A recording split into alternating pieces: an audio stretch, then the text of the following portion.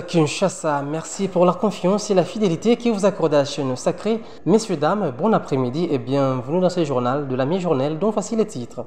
Le docteur Henrique Souka a inauguré la bibliothèque numérique à l'Institut Kimbanguiste Maman Loisi dans la commune de Kimbanguiste. Et puis en sport, l'international de Congo, le fiston Kalala Mayele est nominé par la CAF dans la catégorie des meilleurs joueurs des interclubs de l'année.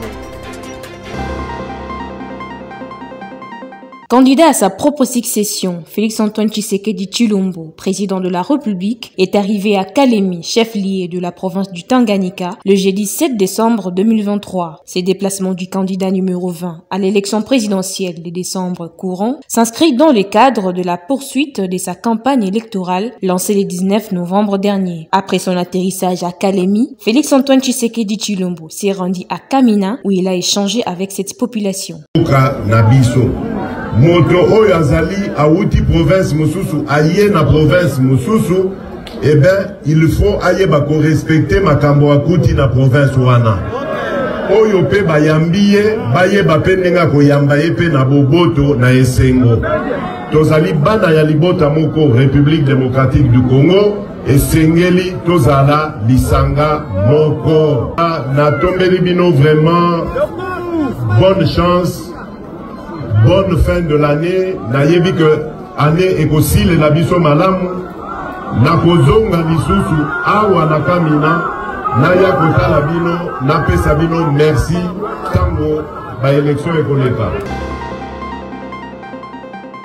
Surpopulation, manque d'hygiène, absence de soins de santé, absence des vivres et non-vivres, c'est la triste situation des détenus des différentes maisons carcérales de la République démocratique du Congo. À ces tableaux préoccupants s'ajoute la lenteur de procédures judiciaires. Conséquence, de nombreux cas de décès enregistrés ça et là. À Kinshasa, précisément à la prison centrale de Makala, la fondation Bill Clinton pour la paix a monitoré depuis janvier dernier au moins 505 décès. Ces statistiques sont contenues dans son rapport d'enquête sur le non-respect de la prononciation des arrêts dans le délai prévu par la loi et les violations de droits de l'homme dans le cours des tribunaux. Cette fondation dénonce également la détention à ce jour de nombreuses personnes dans les cachots de l'ex-DEMIAP, de l'ANR, dans des conditions infra-humaine. Face à ces tableaux sombres de la situation de droits de l'homme, la fondation Bill Clinton demande au gouvernement, à travers le ministère de la Justice et des Droits humains,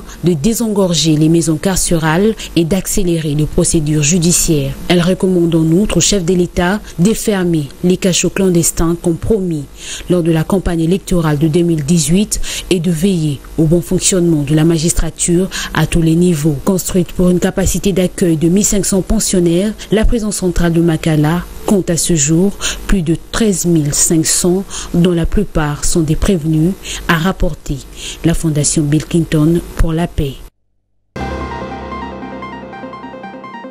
Lundi 4 décembre 2023, le président du parti Vision pour un Congo Nouveau, 26 en sigle, le docteur Henrique Souka, a procédé à l'inauguration du bibliothèque numérique à l'Institut Kimbanguiste de Kimbanzeke, composé d'un kit complet de matériel numérique. Après la remise de ces dons, le docteur Henrique Souka, toujours dans ses œuvres, avait pris en charge la formation des formateurs de cette bibliothèque, raison pour laquelle la date du 4 janvier 2023 a été choisie pour la remise officielle au préfet de cette école, cadres, agents ainsi que les heureux bénéficiaires, je cite, les élèves. Ce n'est pas un outil de l'école kimbanguiste, mais c'est un outil de la communauté, pas non plus de Kimbanzeke, mais c'est un outil pour la circonscription de Tchangou dans son entièreté. Retenons que le docteur Henrique Souka est candidat à la députation nationale, district de Tchangou, numéro 660. Dans natif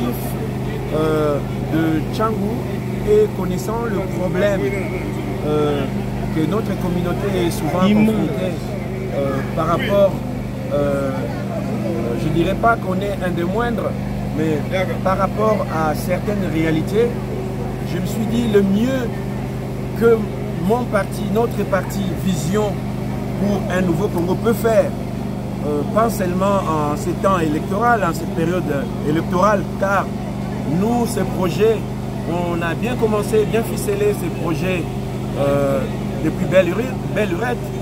Et aujourd'hui, ce n'est que la finalité, l'objectif final de cette mission que nous avons mis à cœur et qui est aussi un de nos objectifs de notre parti Vision pour un nouveau Congo, qui est le développement de la nation et la transformation effectivement de l'élite de Kimbantseke, en particulier de Tchangu en général.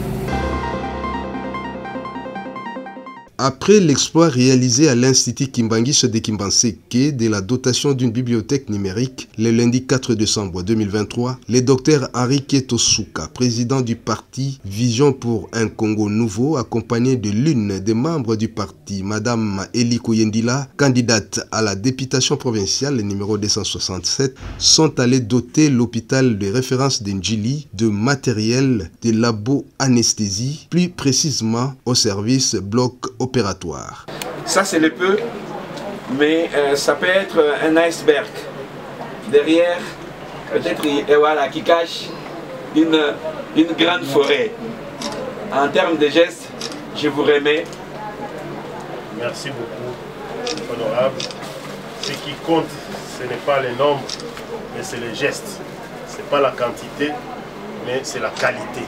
Après la remise de ce don, il a procédé à la visite des différents services qui composent cet hôpital. Très ravi de ces gestes combien louables et humanitaires, le médecin directeur de cet hôpital a manifesté sa joie dans ce sens. Je me nomme professeur Dr Thierry Paloukou. Je suis médecin directeur de l'hôpital de référence d'Ndjili. J'ai une fierté. D'abord, c'est une fierté de notre comité de direction d'avoir eu le privilège d'être visité par, comme vous l'avez dit, un fils de notre communauté, un fils maison. Et cette visite n'est pas fortuite puisque ce fils a pensé à notre hôpital en nous apportant quelque chose de précieux, à savoir un dispositif important qui entre dans le cadre de la prise en charge optimale des malades dans le cadre de l'anesthésie. Il s'agit des manodétendeurs. C'est depuis longtemps que le service d'anesthésie était demandeur de ces matériels. Comme nous avons de petits moyens, il nous a été incapable de façon urgente à nous procurer cet appareil. La journée d'aujourd'hui, pour nous, ça ne fait que, on n'est que dans la continuité de ce qu'on a toujours fait et particulièrement de ce que nous faisons dans les structures de santé, accompagner. Et pour Ndjili, d'où je suis natif et sorti, j'ai passé la plupart de mon temps ou ma vie qu'est scolaire ou sociale, je l'ai passé à Tchangu.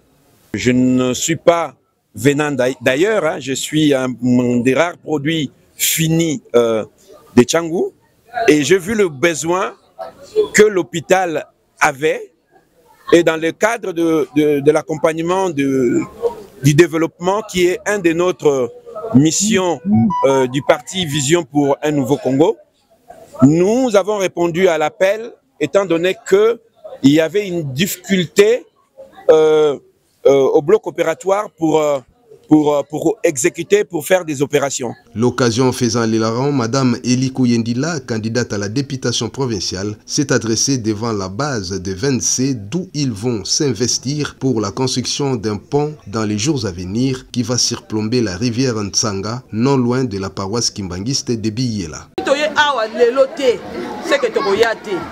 bokozwanga mutu alukuta biso nyonso tokobima lukuta toyende koakompanye papa oyo nalakaka ke akokoma na mabele.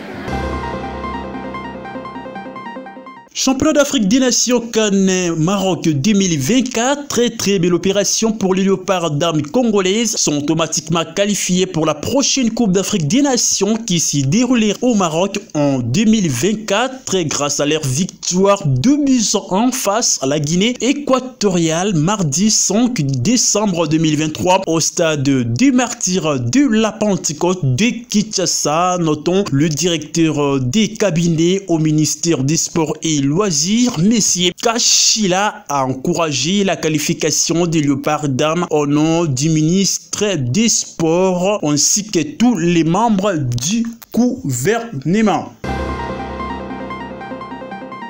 Le pays qualifié pour cette compétition de la Coupe d'Afrique des Nations féminine 2024 au Maroc, pouvons-nous citer le Maroc, le pays hôte, l'Afrique du Sud, l'Algérie, le Botswana, le Ghana, le Mali, le Nigeria, la République démocratique du Congo, le Sénégal, la Tunisie, la Zambie ainsi que la Tanzanie.